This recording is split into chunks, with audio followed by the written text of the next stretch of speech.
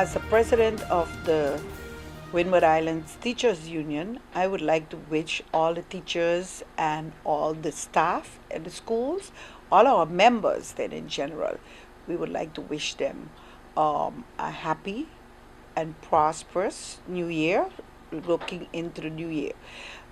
It was really quite challenging and hectic the past year, as we see, even though you might not have seen much of a public action under the teachers, but there were a number of issues that caught our attention and had us very busy. High on the list of those issues are, of course, the violence and say no to violence against teachers. So, with us having to deal with a number of cases in the schools that were really very, you know, disgusting cases against teachers.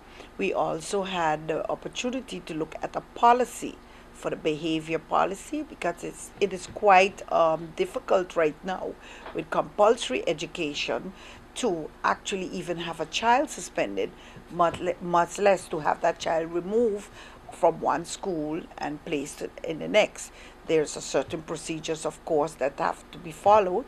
So therefore, having a policy, especially in public education, due to the fact that other school boards are quite flexible, or they can handle a lot of their problems, behavior problems themselves. So when it comes to expulsion for them, it is much more easier.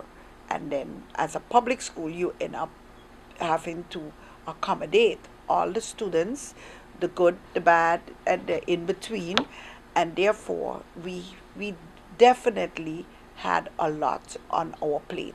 We also had a number of individual cases as it pertains to the rights and the privilege of the teachers. So we had to do several meetings with different boards and to talk and reach to a solution on that. Of course, we also had some challenges that were actually was able to be settled out of court, so we didn't have to really go into courts because after the negotiations started, the settlement for both parties out of courts were favorable. So we really had a hectic year as the teachers union. We also saw that being affiliated to the Caribbean Union of Teachers, we also gained our affiliation to Education International. That is also a representative voice or body for over millions of teachers, and that happened. We got the approval at their seventh annual meeting in in Canada this year in July. So that was also a milestone accomplished for the Windward Islands Teachers Union. Even this year would have marked the 38th biennial of the Caribbean Union of Teachers, and regretfully, we were not able to go to attend the biennial due to some financial constraints, but it was held in Dominica this year. And just after the biennial, we saw that our Dominica counterparts, they suffered, and education also suffered a lot with the natural disaster. So it was quite challenging. But we attended though the meeting in St. Kitts in December, which is the executive meeting. And there we also have plannings. There are a number of plans for the coming year. So the coming year again would have the biennial track and field from the Caribbean Union of Teachers, which is a prestigious event in the sense of this event with coming the goal of bringing youths together to compete in the different races, track and field, has also brought forward the good in athletes and the crew, and some of them are now at the Olympic level and have been able to obtain. Especially Jamaica did very well at the Olympic. You know some of those persons there. So we are quite proud of having these games. The Carifta also has these type of games for Caribbean students, but as a Caribbean Union of Teachers, we are proud, and the Windward Islands Teachers Union, we do hope with the cooperation of the Department of Sports and the Minister of Youth and Sports this year to be able to carry a delegation of students. It will be held in the BVI, and that is just close by St. Martin. So we do hope that we will be able to participate this year. That is one of the plans for this year.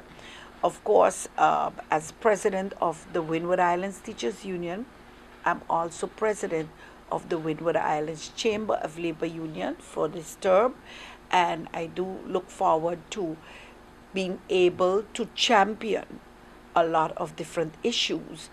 One, that is why I'm on the anti-poverty platform, because with the decent work concept, and we are now looking at not a minimum wage but a livable wage for the workers, and to get our parliament to understand that a livable wage is not 1,800 guilders of 1,400 guilders. That minimum wage has to rise. I was very much how you would say delighted this morning when I opened the newspaper on board the plane to see that in Curacao there is a minister that is championing for the increase of minimum wage to 2,500, because when you give people a livable wage, you would be able to eradicate poverty in the sense of people can take care of themselves in a decent fashion. And we are looking at this from the perspective of a human rights. You know, it's a human rights issue to have a decent work and also a livable wage in that sense and in that respect. So I would like to conclude by giving my message by saying the workers have to stand behind their union, be wise, unionize, and not only that, become members of the union so that we can be able to champion and build strength to accomplish the different issues that we are looking at.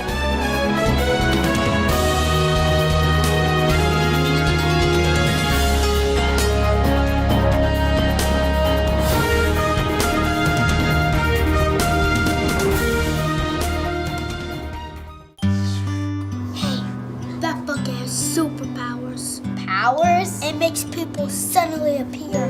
Really?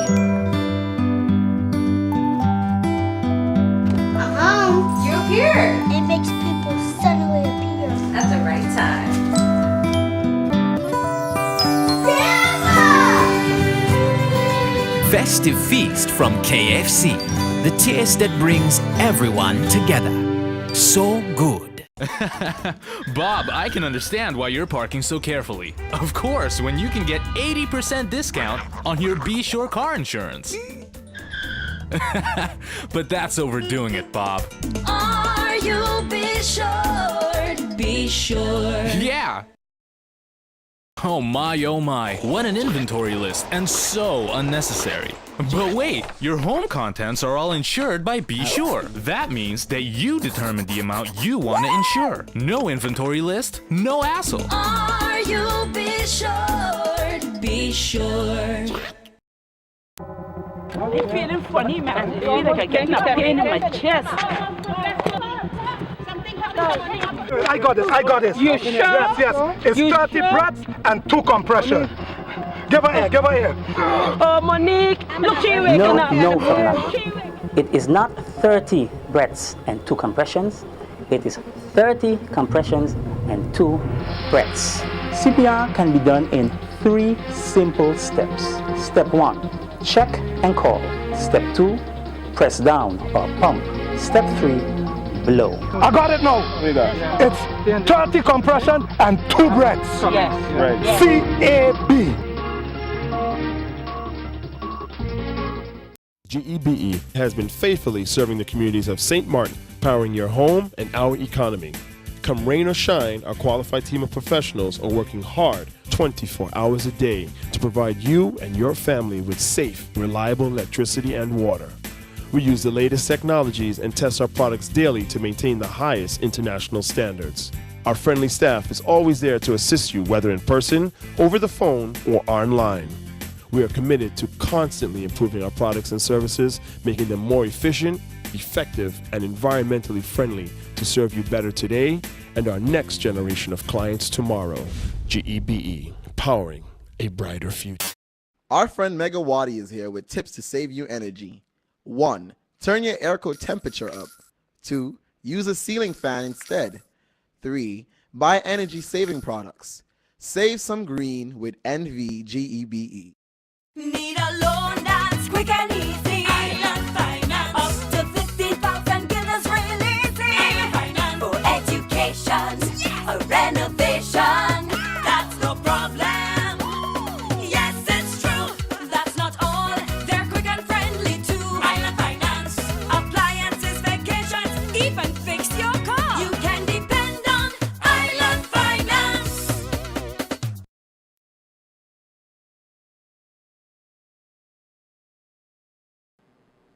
In the process of being more open, openness in terms of access to information is a critical part of that process. So the Ministry of VSI, we've begun the process of trying to open up the budget for public scrutiny. And so we're beginning the process of trying to bring our budgets to actual. Our target is to do this on a quarterly basis. But we've started with some basic information for the public. Bottom line, although we have the actuals only up till November, they still have a couple more months of expenditures that will come in. But in general, what we're seeing is that the Ministry of VSI has done a good job in terms of being fiscally responsible. And obviously being here a month and a half, I really can't take any credit for that.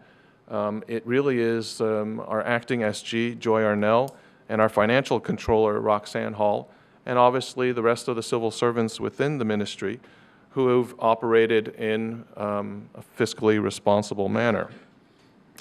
Our budget for 2015 was about 56.7 million guilders, of which actually what was spent was about 54.9 million guilders. Bearing in mind that actually the largest portion of our budget is actually Social Security expenditures of about 20 million guilders. That's about 47% of the budget, and that includes medical aid, government contributions to SZV for non-active employees and their family members, financial aid, burial costs, crisis care, and there were some payments to White and Yellow Cross. But one of the things that really skews our budget, and I think one of the points that we need to address going forward, is that within the ministry's budget, we are responsible for all of the health care costs for the civil servants. And that was actually budgeted at 13.7 million guilders, and in actuality will come in at about 18 million guilders, so well over budget. So this is a reflection that either we've under budgeted the healthcare costs, and it raises a question as to whether we're doing enough from a preventative services side in terms of keeping and managing our healthcare costs. But this is something that going forward in the new year we're certainly going to need to address. So in our graph, what we've provided to the media, we've actually pulled out that section because that's a section that we really have very little control over, and I think it sort of skews the perception of the budget. So when the media gets it, you'll see that we've pulled that number out so that it gives a better reflection on the actual performance of the ministry. There's a number of concerns that we've seen within the budget, but those are topics that we'll bring up in our action plan which we will release in the beginning of January.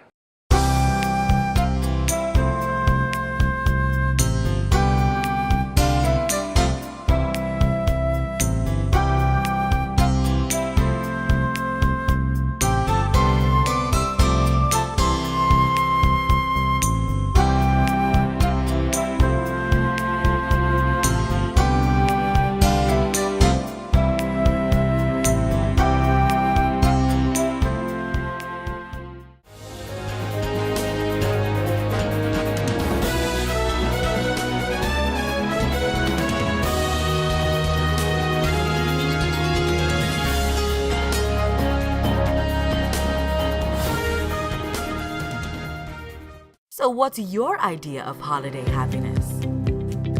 Watching the kids open presents? Cooking in our new kitchen? The look on his face.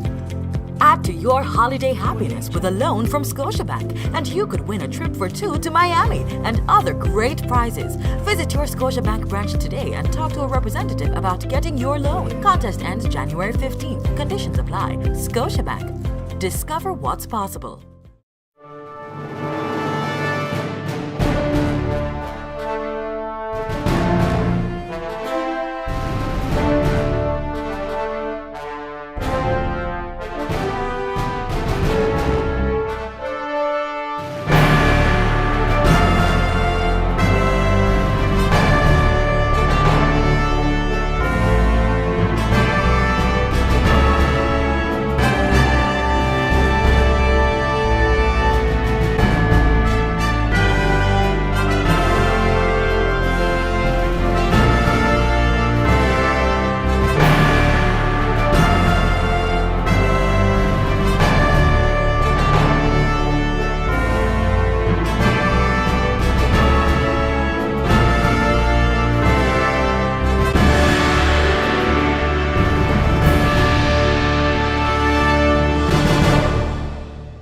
One, 2, 3, 4. This is how common it is to develop a mental illness. 1 out of every 4. 4, 4. 4. But there is hope. Today, most mental illnesses can be managed and treated. Visit your general doctor if you feel concerned about your thoughts and behaviors or have some difficulty dealing with some of life's issues. If you have been diagnosed and are suffering from a mental illness, keep in mind these 4 points to help you manage your mental health. 1. Get regular checkups with your general doctor. 2. Stay on your treatment plan to prevent relapses. 3. Find a strong support group in your family and friends. And 4. Never be afraid to ask for help and look out for the warning signs of your illness. Remember, you are not alone. We are as close as one. 2. 3. 4. Learn about mental health illness by going to the Mental Health Foundation's website at www.mhf-sxm.com.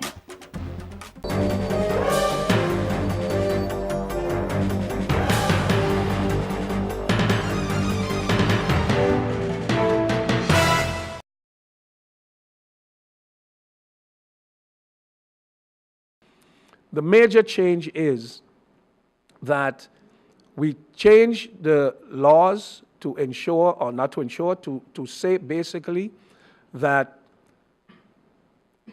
the election results establishes how many seats are given to a political party.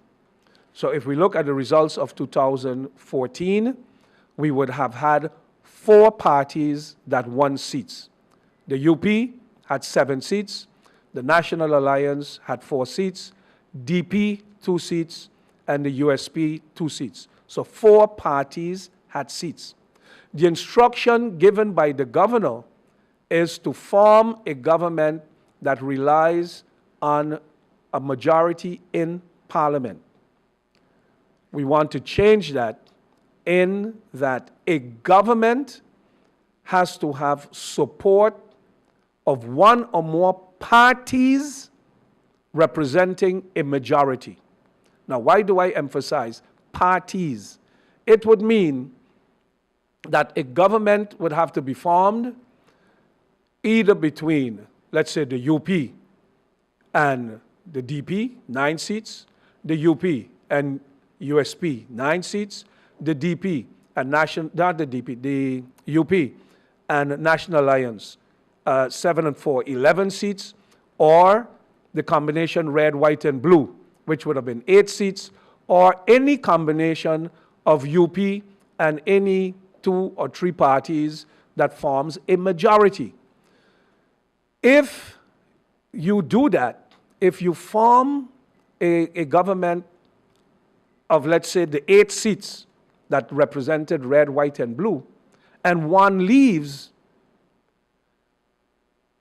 that one cannot, like was in the case of 2014, go and form a government with UP, because the one that leaves is not a party. The government can only be supported and formed by parties. So if the individual leaves for whatever his or her reason may be, that individual becomes an independent member of parliament, but does not constitute a political party. You have been a member of a political party, you have left the political party, so now you are an independent member. Of course, you maintain all your rights and privileges as a member of parliament.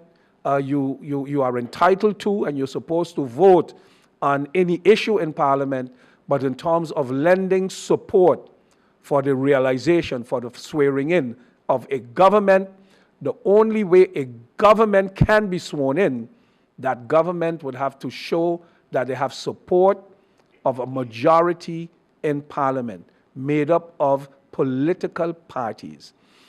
So if we look at the present situation that we have following the ship jumping that has taken place, the movement from one party to another, right now you would have the same 4 political parties and 4 independent members. So a government, given when we make those changes, the rules would then apply.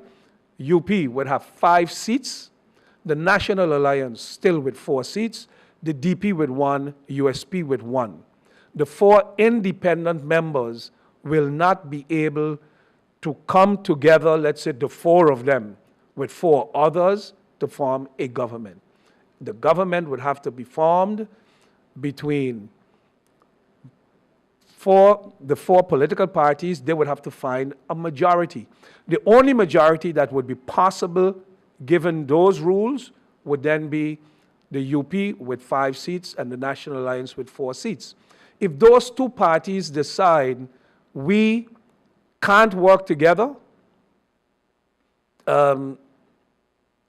we don't want to work together, then is when an Article 59 would kick in and the government will dissolve Parliament, because the Parliament cannot muster a majority support to form a government.